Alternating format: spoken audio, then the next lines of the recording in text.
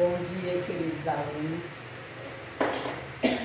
Eu estou gravando esse vídeo porque eu mandei a revisão, né, para vocês, a revisão da prova de amanhã, de história. Como vocês sabem, eu não dou aula de inglês, então a revisão de inglês que o professor passou deve ser seguida a revisão de inglês. Mas a de história eu posso, para vocês fazer uma explicação além da revisão que eu mandei.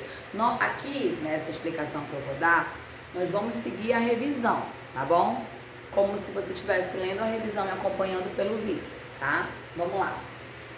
Primeira coisa que vocês têm que saber, o que foi a Revolução Industrial? Bom, antes da Revolução Industrial, tudo era feito de forma artesanal, tá? Manualmente, não tinha máquinas para produção de nada, tudo era feito de forma artesanal.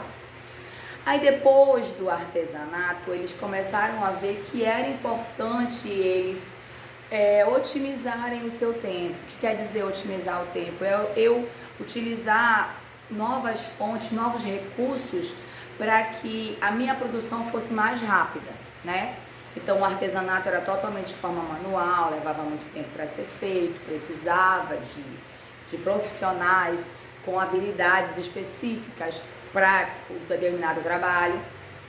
E aí depois eles pensaram que poderiam acrescentar ferramentas mais sofisticadas a uma produção. E aí veio a manufatura, né? A manufatura já é o quê? É quando eu pego a matéria-prima, transformo ela em um produto, mas aí eu já vou utilizar alguma máquina, né? Algum objeto que vai facilitar o meu trabalho, tá bom? Aí, o que acontece? Eles fazendo isso, né, otimizando esse tempo, querendo produzir com mais rapidez. Quanto mais eles produziam, eles pensavam, mais rápido eu vou vender, mais rápido eu vou ter lucro. Então eles começaram a pensar o que é importante, o que devo fazer agora, né? Se eu estou aqui de forma artesanal, como eu vou lendo aqui a revisão para vocês, aí vocês vão acompanhando, tá bom?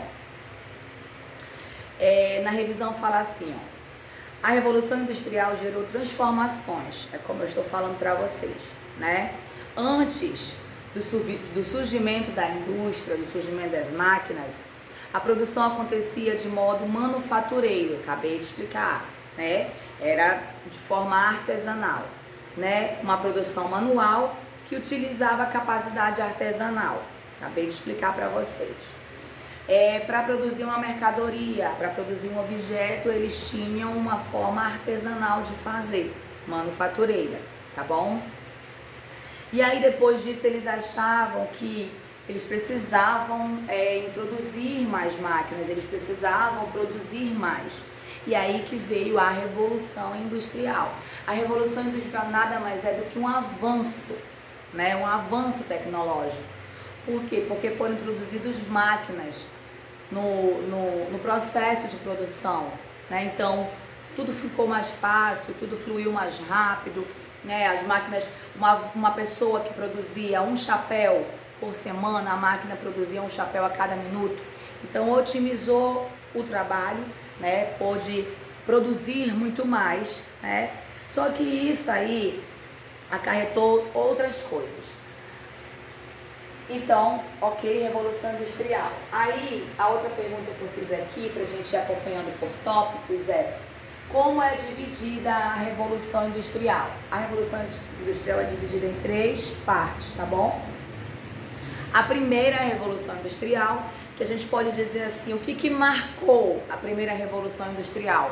Foram as máquinas a vapor, porque antes não existia, o transporte era também lento, não existia máquinas a vapor, não existia, por exemplo, um trem que se deslocava com mais rapidez, os navios também, eles não tinham essa facilidade de deslocamento. Então, com a Revolução Industrial e marcado pela primeira etapa, pela primeira Revolução Industrial, ela foi marcada por justamente isso, pelas máquinas a vapor, tá?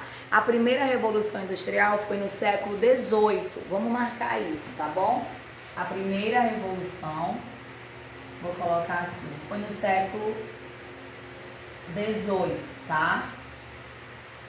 Então ela foi marcada pelas máquinas a vapor. Vamos lembrar, né, desses tópicozinhos para que na hora da prova a gente não se perca nas informações, né?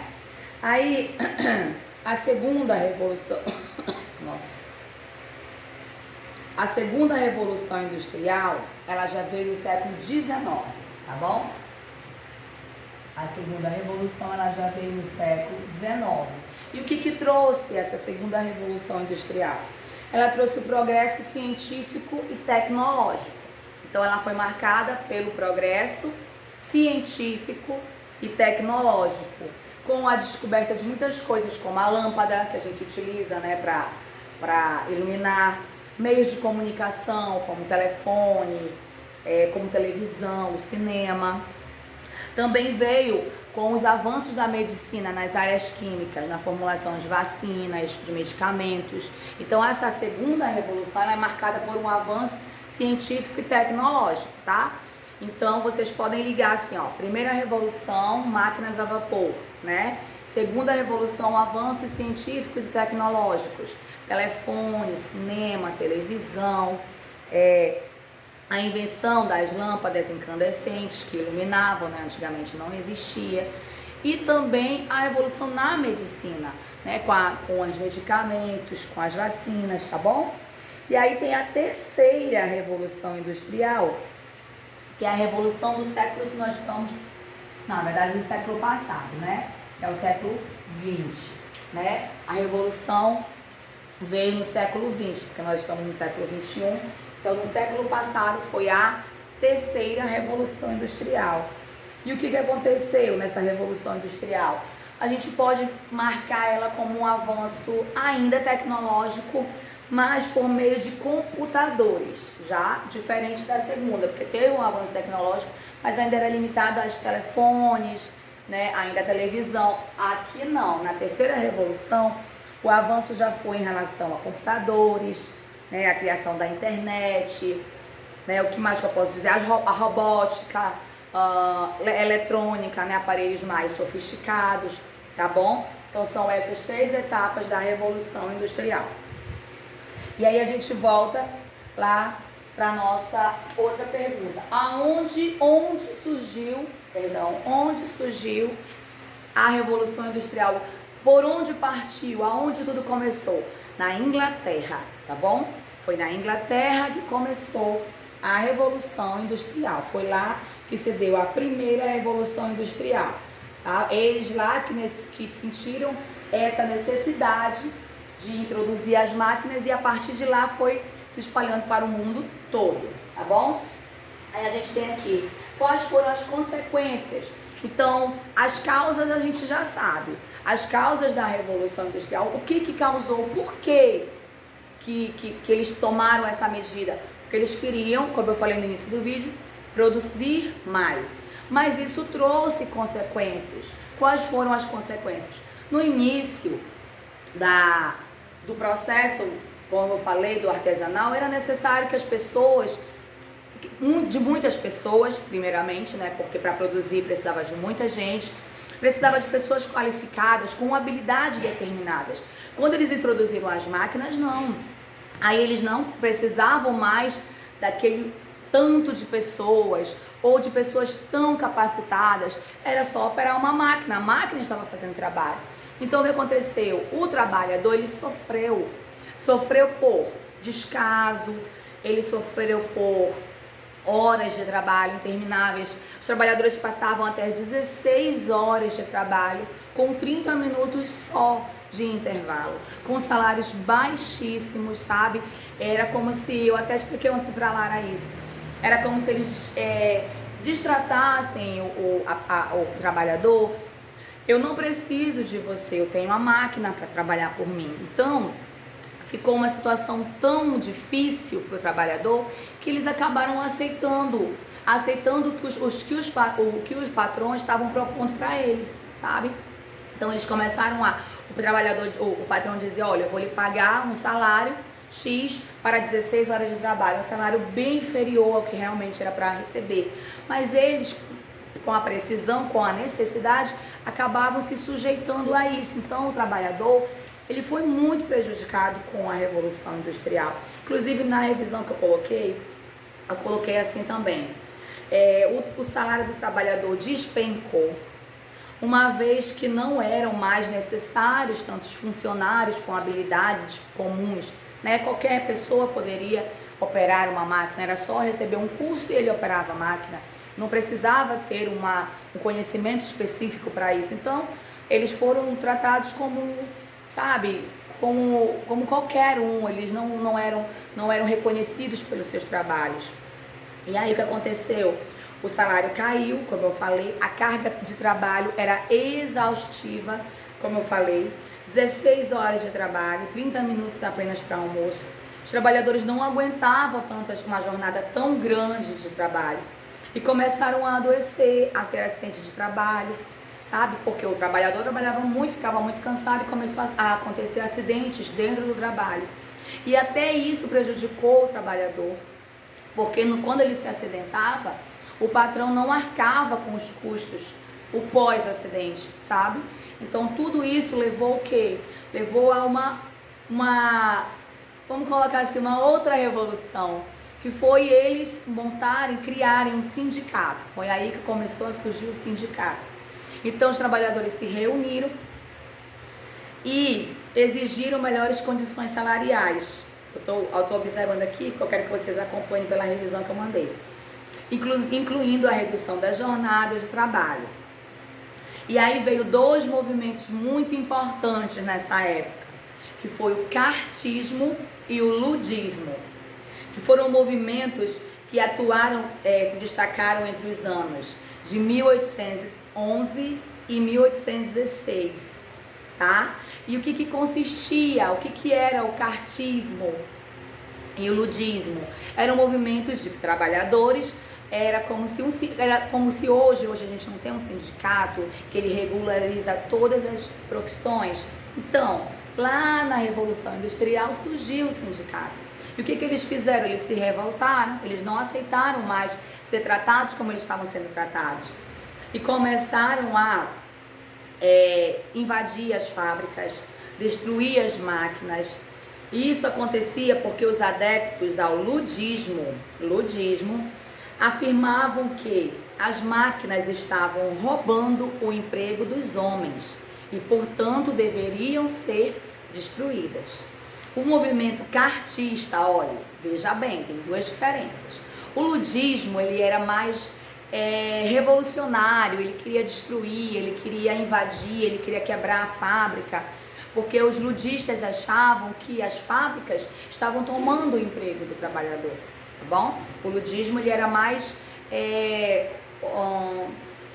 como eu posso falar? A palavra correta é essa, eram revolucionários, eles chegavam, eles queriam tomar de forma agressiva o que era de direito deles, tá? O movimento cartista não. O movimento cartista lutava pelos direitos trabalhistas e políticos para a classe dos trabalhadores. Uma das principais exigências dos cartistas era o direito que todos os homens pudessem votar. Você vê como há uma diferença entre o ludismo e o cartismo? O ludismo, ele era eu quero resolver agora, eu vou entrar, eu vou invadir, eu vou quebrar. O cartismo não. O cartismo estava buscando pela lei. Ele queria os direitos trabalhistas, ele queria que os homens pudessem votar, eles buscavam pelos direitos do cidadão, tá bom? O cartista também exigia que a sua classe tivesse um representante no parlamento, ou seja, eles queriam que um trabalhador os representasse lá no parlamento, junto com as demais autoridades, tá bom? Deixa eu ver o que mais importante que a gente estava falando, consequências. Aí a gente vai, porque tem muito assunto, e a gente vai conversando sobre isso. A Revolução Industrial despontou pioneiramente no século XVIII, como eu já expliquei. Sim, aí surgiu o quê? Primeiramente, é importante estabelecer que o desenvolvimento tecnológico e industrial na Inglaterra foi possível porque a burguesia, ou seja, a classe dos mais poderosos, estabeleceu-se como classe e garantiu o desenvolvimento da economia na Inglaterra, tá bom? Em direção ao capitalismo. Então, eles desenvolveram essa revolução industrial e permitiram que isso acontecesse visando o capitalismo. O que é o capitalismo? Compra e venda de mercadoria, tá bom? Bom, aí eu venho com a Revolução Gloriosa. E o que foi essa Revolução Gloriosa? Aconteceu em 1688. Revolução Gloriosa aconteceu em 1688 e consolidou o fim da monarquia. E o que é monarquia? Monarquia é quando eu tenho um rei que ele comanda um lugar e ele é o rei absoluto, por isso é chamado de monarquia absolutista. Ele define as leis, ele define os impostos, o rei é que manda em tudo e ele não precisa consultar o parlamento para isso. Ele toma as decisões. Então a Revolução Gloriosa, que aconteceu em 1688, veio pôr um fim a isso. Vamos acabar com isso. O rei não pode ser a autoridade máxima. Nós precisamos ser ouvidos também. Então a Revolução Gloriosa veio para isso, tá bom? O que mais importante para eu falar para vocês? Sim, aí depois da Revolução Gloriosa, o rei acabou com a monarquia absolutista. O parlamento, que era onde se reuniam as pessoas que poderiam ser ouvidas, foi instaurado, né? Então começou o parlamento também ter voz ativa, o parlamento começou também a opinar, a também ditar as regras e leis, tá bom?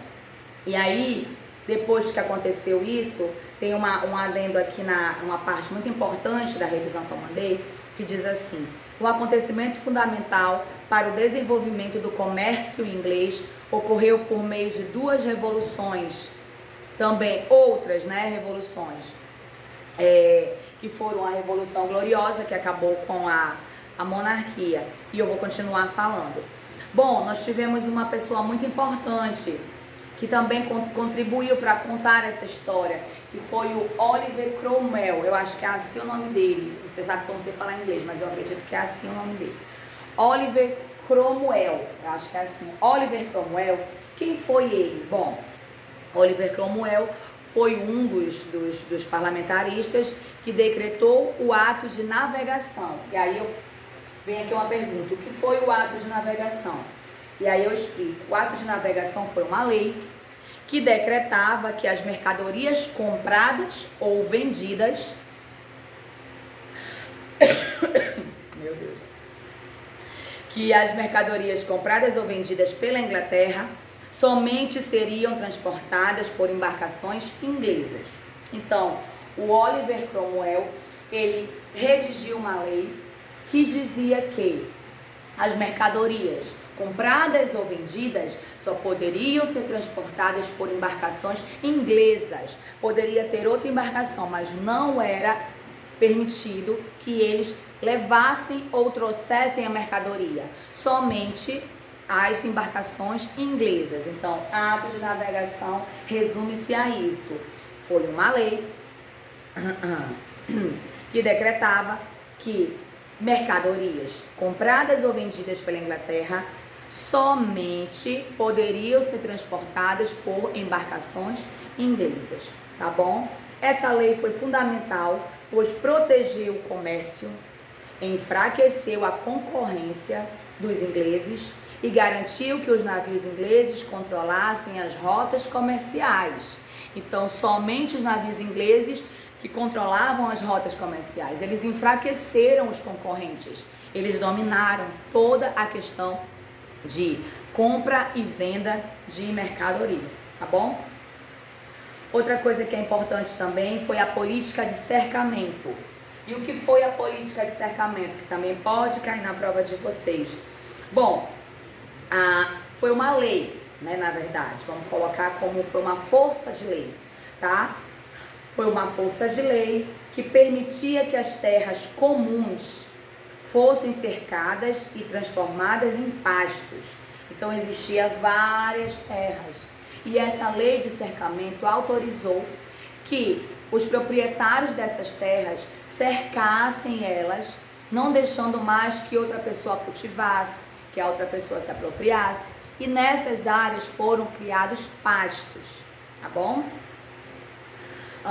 As terras comuns eram parte do sistema feudal, lá do feudalismo, tá bom? Que estipulava determinadas áreas para serem ocupadas e cultivadas pelos camponeses. Com os cercamentos, os camponeses que habitavam essas terras foram expulsos e as terras foram transformadas em pastos para a criação de ovelhas. Então, lá do feudalismo existia, né, o sistema feudal que dizia que eu era o dono da terra, mas eu deixava os camponeses cultivarem a minha terra. Já com a política do cercamento, a lei disse o quê? Não, o camponês não vai mais poder cultivar essa terra. Eu vou cercá-la, ela vai ser de minha propriedade e agora aqui eu vou criar ovelhas, que teve uma renda muito grande para a Inglaterra. Bom, gente, eu fiz um resumo do que tá no que eu mandei para vocês. Aí vocês assistem o vídeo, né? Voltem se tiverem alguma dúvida, leiam a revisão. E é isso, espero ter ajudado.